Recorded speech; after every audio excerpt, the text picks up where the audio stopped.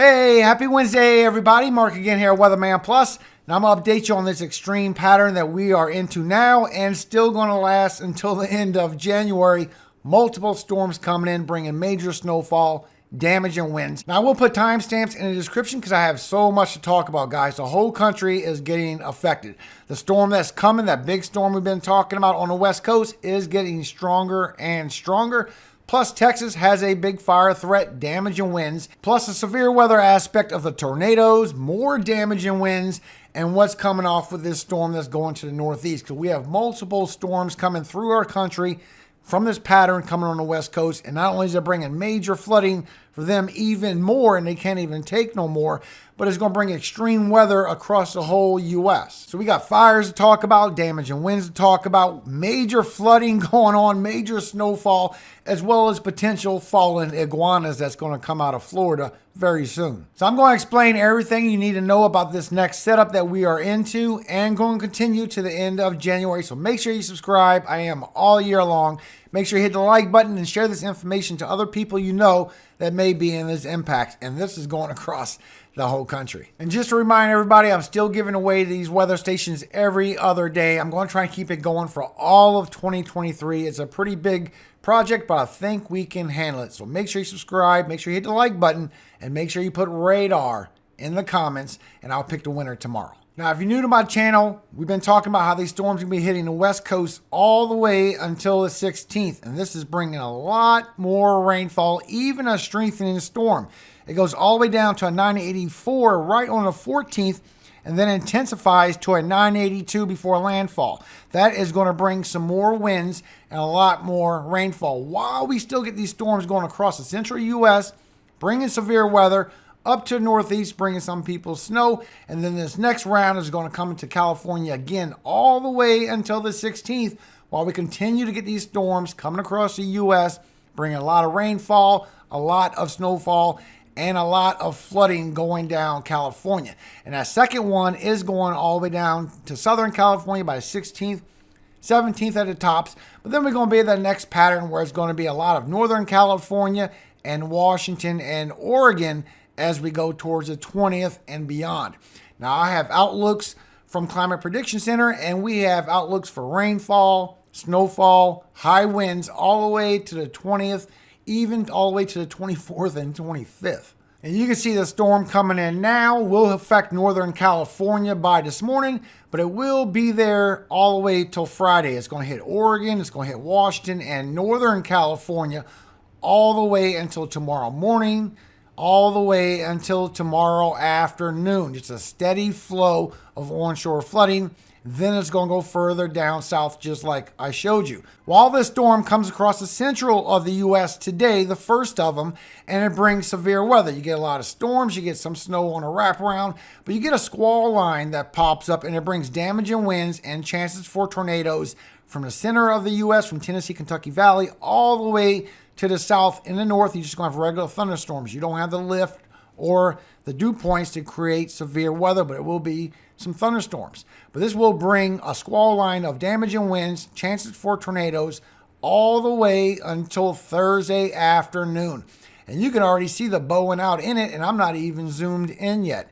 While it brings a lot of storms to the northeast, then on a wraparound start bringing some heavy snowfall. This is HRRR. You can only see 48 hours, but I'm going to show you all the information that I found. So for the West Coast, as the storm system starts to come in all the way till Friday, and that's going to be longer till Friday, but just to be accurate with HRRR, you can see you have a lot of 40 miles per hour, a lot of 50 miles per hour. But if you look down here, the red is getting 60 and the brown is getting into 70. So some of the higher elevations of Northern California, Southern Oregon is going to be in the 70 miles per hour wind gusts. Even a little bit of white there, even showing up to 90 is still possible, and that would be that white section. This brown section over here would be the high 80s right offshore. Still got high waves coming, guys, but a lot of damage and winds coming with this system all the way till Friday. Now, as this comes across the central U.S. today, there is a tornado chance. Now, we'll go through it for you. What I see is a capped atmosphere where the temperatures are warm up aloft, and these thunderstorms can't grow. It's kind of like hitting a wall. It can't grow and blow out the tops and get really strong. but it will later tonight into the early morning hours where this will be possible. And here's your cities and states at risk for the tornado threat for today. Remember, this is later tonight into the early morning hours.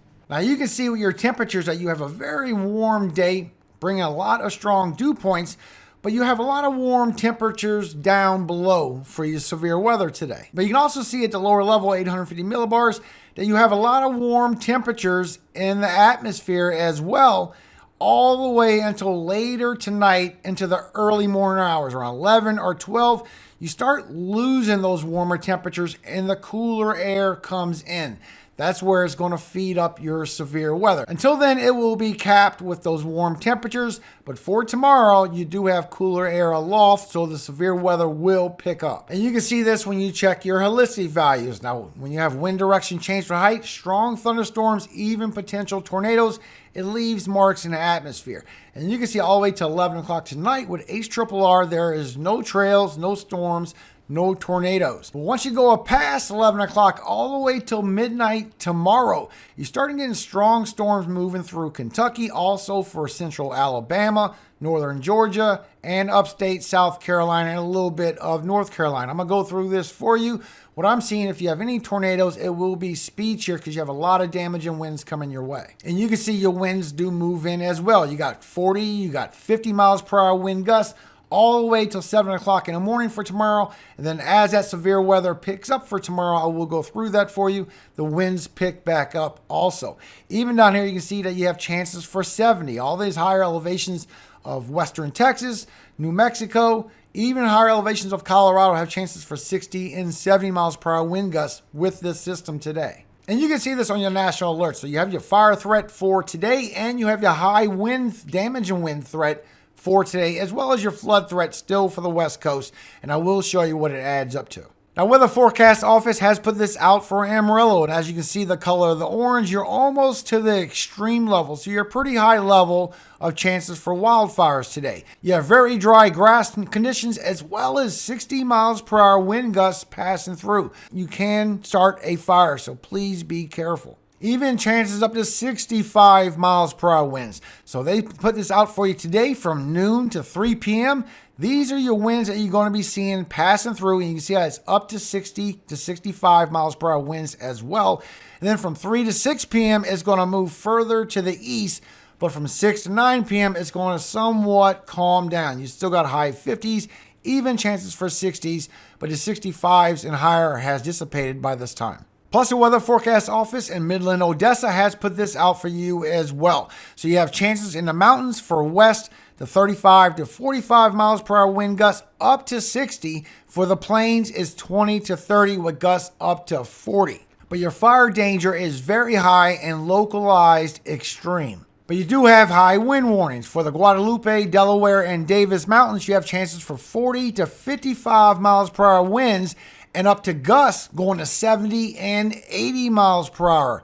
Very dangerous, guys. And the winds do calm down up to gusts up to 50 when you start moving to the southeast of New Mexico plains. But you do have severe aircraft turbulence possible for today, so if you are flying, please be careful. It will be a shaky ride. Now, for tomorrow, you have an elevated risk. Your elevated risk is for the wind coming through. I see a lot of damage in winds, and you do have a tornado threat. You have a squall line that is going to pop up and go to the east. And these cells could pop up in front of that squall line and create a tornado, but it could be a hidden cell, also I call a sleeper cell, in that squall line while it's coming across with a lot of damage and winds. And here's your cities and states affected by chances for a tornado for tomorrow, for Thursday. So you can see as you go through your data, you start getting some strong dew points, but it's pretty capped for today. Once you get later tonight, then they bring in for Arkansas, Western Tennessee, Western Kentucky, all the way to the early morning hours, chances for storms to build up. That's where you have that threat for that tornado. But if you take a look, you'll see that it does carry towards Kentucky. It does go towards southern Ohio. Not very strong dew points like 70s. But all you need is 55 to have thunderstorms, a little bit stronger than 55. You can start getting into that severe weather aspect. And there is lift in that area. And you see also as it creates that straight line, creates that squall line for Thursday all the way to the afternoon. And you can see with the lift that it does bring a lot of lift in the atmosphere. A lot of strong dew points, a lot of warm temperatures. This is putting a lot of lift in the atmosphere, and it really confines to later tonight, early tomorrow morning for northeastern Arkansas, southeastern Missouri, western Tennessee, and western Kentucky. That's why you have that chance for your tornado threat. It will be later and overnight. Then you'll watch with those dew points, it carries that lift across Kentucky all the way until noontime for tomorrow, and a little bit of southern Ohio before it becomes stable and the instability leaves. So there is chances for that severe weather to push a little bit further from what I see. But you can also see for the southeast, it creates a straight line right here for tomorrow afternoon. You get a lot of lift in the atmosphere, and it creates a nasty squall line with damaging winds that's going to be passing through with that. But you also can see that the lift does leave. So it thins out right around 7 and 8 o'clock at night. So all these squall lines that you have coming through really is going to be a damaging wind threat. After that, your tornado threat will dissipate. You can see that with your dew points. Your dew points really slack off once you get to later in the evening, right around 7 and 8 o'clock. And that creates your lift to go away. So while you have these storms, it will be damaging winds coming with this. But you still have chances for tornadoes to pop out in front of this line. See how there's pretty much nothing while you have the squall line moving through? And you can see these cells do pop up in front of it. And if you look at it with the shear, you can see it is getting some shear on there, but it's a lot of speed shears, a lot of winds passing through, a lot of damaging winds that I believe you will have. And you can see this with your significant tornado perimeter. So when you have a lot of shear, a lot of lift in the atmosphere, you have a lot of significant tornado perimeters, a lot of chances for tornadoes. You can see how it passes all the way till tonight, right around midnight, and it transfers to western Tennessee, western Kentucky, northeastern Arkansas, and a little bit of Missouri, all the way to the early morning hours. But then it carries across Kentucky all morning long and goes into southern Ohio by noon for tomorrow. So I think some of this severe weather aspect will be updated by National Weather Service. After that, it goes to the squall line that comes over Georgia and South Carolina all the way till 7 o'clock at night. When you lose your lift, you lose all your instability. But it is a nasty squall line. I can't stress enough how much this is going to be for tomorrow, guys. This is going to be a lot of damaging winds, chances for tornadoes, but a lot of damaging winds. And now you can see a little bit closer with the helicity values from what I showed you in the beginning of the video that you have chances for strong storms to pass through Kentucky. You have chances for Tennessee as well, but western Kentucky shows some strong cells that will be passing through tonight, early morning hours. You even have a couple cells that might go into Ohio, a little bit for West Virginia.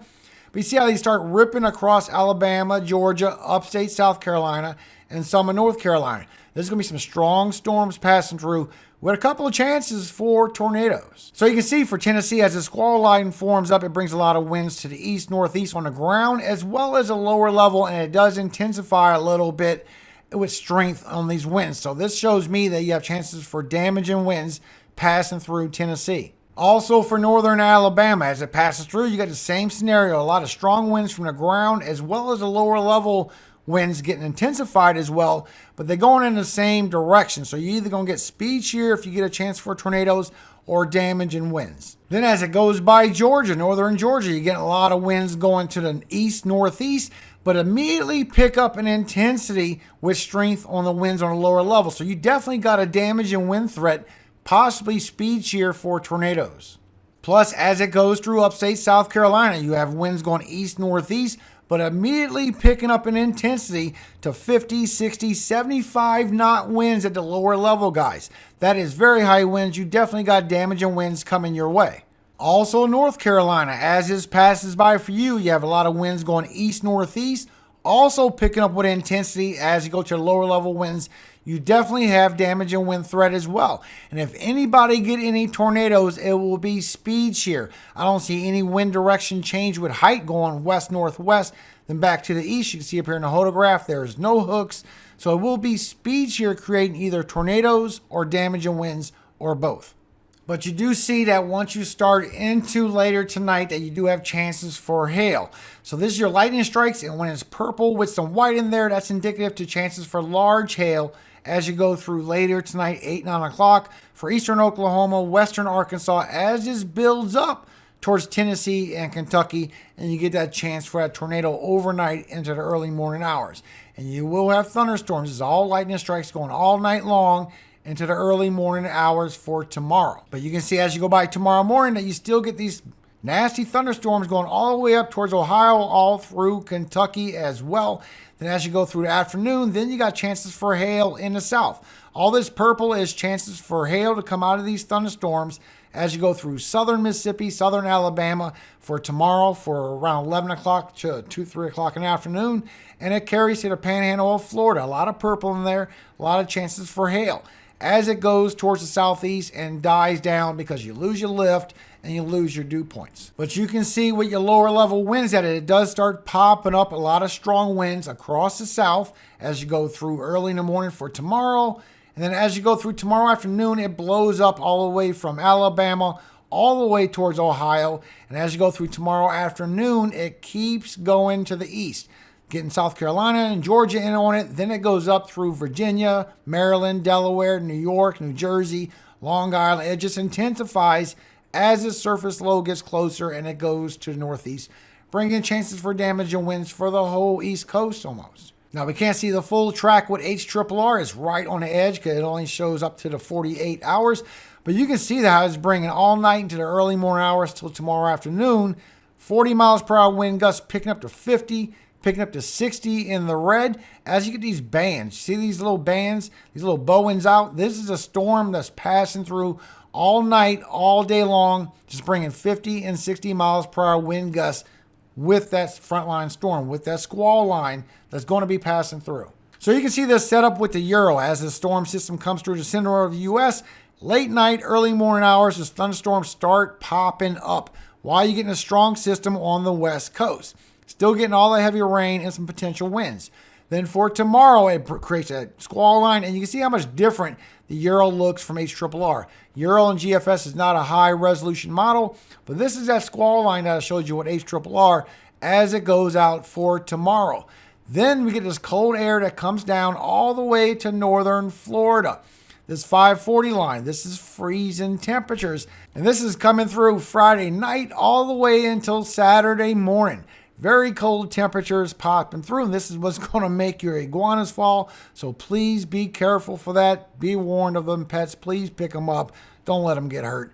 As you get all these systems still coming to the west coast, all the way to the 16th and the 17th. Then right on the 16th, we get that storm system that comes across the west coast. This is the one that's going to go further south. And you see it intensifies from a 986 down to a 984 right before landfall. So that's going to bring a lot of more heavy precipitation, a lot of more winds as we get the next system coming through the U.S. Snowfall, your rainfall, it really adds up to a lot of rainfall, especially towards the East Coast and the Tennessee, Kentucky valleys. Then we're going to get a repeat. We get a next storm system on the West Coast is going to come towards the south for a little bit of thunderstorms and a little bit of snow on a wraparound as that storm system comes through as well. And this will bring our next round of severe weather. This is by the 19th. And as it goes out for Thursday and Friday on the first storm, is going to bring 40 and 50 miles per hour wind gusts, even 60 for the Northeast as that system moves away. And not bringing a lot of snowfall at all. You see how it all moved northern. But the next two systems is what's going to come across our U.S. Still bringing the 4 to 5 feet in the higher elevations of California, just like I showed you in the last video. But it's bringing a swath of anywhere from 3 to 5, 3 to 7 inches across Idaho, Wyoming, even Colorado and Utah getting in on it as this system comes across to the east. And for the east, it's not bringing a whole bunch. You're still getting that swath across Kansas and Missouri, but everybody else is just getting a little bit. Higher elevations of North Carolina, West Virginia, we'll see a little bit, but it starts adding up to 3 to 5 for the intercoastal Northeast. Everybody else just getting a little bit. But there's already an outlook for that next snowstorm coming through. So from the 18th through the 24th, you have a slight risk for heavy snow in all of this purple from the 18th through the 19th. Also, for the higher elevations of Washington, Oregon, and California, you have chances for moderate snowfall all the way for Washington, Oregon, and California. And this purple right here, which extends a little bit further in California, you have a slight risk for heavy snowfall. And this is for the 18th. And there's also a risk for high winds with that next storm system. From the 18th to the 24th, you have a slight risk for high winds in all of this brown, all the way from the 18th to the 20th. Plus, you have a moderate chance for high winds on the 18th for almost all of the whole Northwest. Now, Climate Prediction Center is ahead of everybody. Not even the Euro can hardly even see that far. It can only see to the 20th, and it is bringing a nasty little pile of snow from the center of the U.S. over towards the Great Lakes. Also, what's building up for the west side of the U.S. And it's seen by GFS as well as a big swath of heavy snowfall coming from the center of the U.S. all the way towards the Great Lakes, and not really hitting the Northeast, but the northern half of the New England states. Maybe some snow coming in from northern Texas. I will update you. And so far, it looks like it is bringing some high winds with that as well. All the way from the center of the U.S. all the way towards Ohio Valley and the Great Lakes. 40 and 50 miles per hour wind gusts, even getting up to 60 and higher from Mexico and New Mexico, and get up to 50 and 60 for the Ohio Valley. Plus is cold air. Let me update you on the cold air because Euro has updated all of his maps. So you can see with the Pacific North American pattern, our PNA, that we're in a positive, but then we're going to go in a negative, and then we're going to go in a positive again before we go back into a negative. So what this means is we're going to get some cold air, we're going to warm up, we're going to get some cold air before we warm up again all the way towards the end of February. And you can see that here. When you're in a positive PNA pattern, all the cold air starts coming towards the eastern side of the U.S. Then when you go in a negative, the cold air goes to the west. Then when you get in a positive, it comes back to the eastern side again. So remember, this is all the way to the 20th, and we have two good dips of some cold air coming through. And you can see the update with the Euro on the Arctic oscillation. So it's still showing that it's going to be until the 20s. Then we're going to be on that somewhat warmer pattern. We are going to be above average temperatures, guys. But you see how the cold air dips in from the 14th and 15th. And then the cold air stays until the 24th and 25th before it starts going up on a northern streak. So we still have that cold air here all the way until the 20th. You can also see this when you look way up into the atmosphere at the 10 millibar temperatures.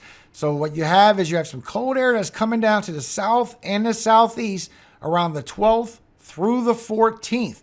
And then it's going to go away. We're going to be in a different pattern, but that pattern is going to come right back as we go into the 20s, 23rd, 24th, 25th. Just the cold air is going to come right back because we're going to be in that different PNA pattern while you're warming up. Then it's going to leave and we're going to be above average temperatures and we'll be back on our warm up, guys. And I have this link for you in the description as well. This is a low and high temperatures according to National Weather Service for the next 7 days. So as we go through today's highs, tomorrow's highs, the cold air starts coming through the upper Midwest. Your highs is going to be in the teens.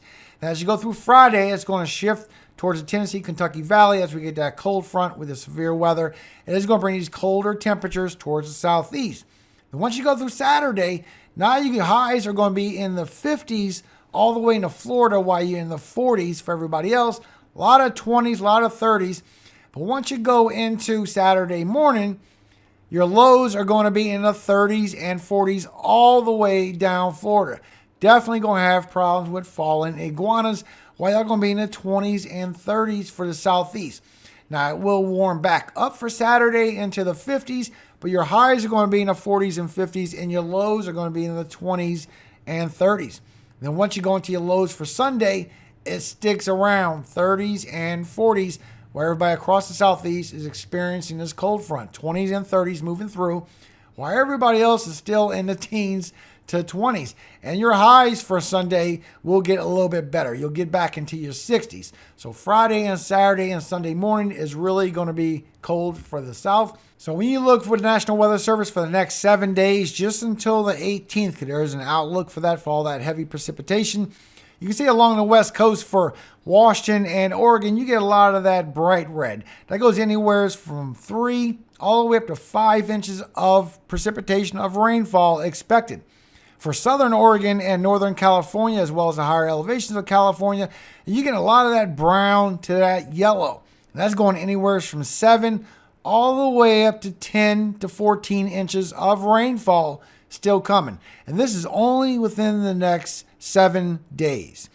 Plus, all the rainfall is going to add up over here. It's only about 1 to little areas of 2 inches, not a whole bunch, but there is an outlook for that. And you can see that here. So your risk for heavy precipitation from the 18th through the 24th, you have a slight risk in all this light green area for heavy rainfall. Also for the West Coast, for the 18th, you have a slight risk in all of this bright green all the way down California, and you have a moderate risk in all this darker green for Northern California, Oregon, and Washington. You even have it over here for Alaska. And you can see that with GFS. It will move around a lot, guys. This is past 10 days. We're talking, got alerts all the way to the 20s.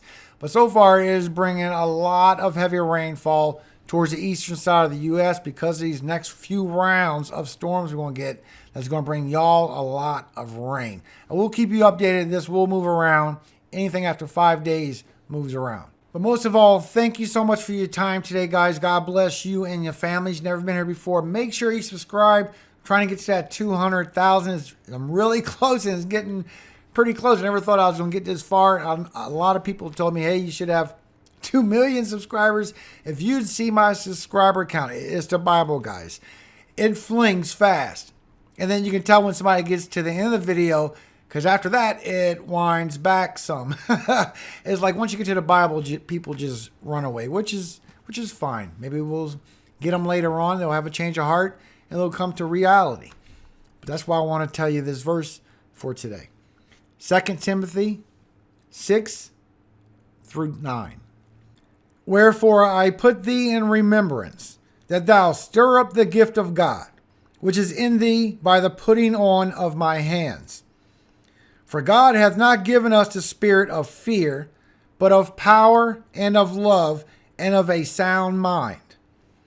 Be not thou therefore ashamed of the testimony of our Lord, nor of me his prisoner, but be thou partaker of the afflictions of the gospel according to the power of God, who has saved us and called us with an holy calling, not according to our works, but according to his own purpose and grace, which was given us in Christ Jesus before the world began. Amen. Have a very blessed day today, guys. God bless you and your families. And remember, above all things, never ashamed here. All glory goes to Yahweh, our Father in heaven, our God. And may he look down and smile upon us for following his word. Never ashamed, always glad. Amen. Hallelujah. Have a great Wednesday, everybody.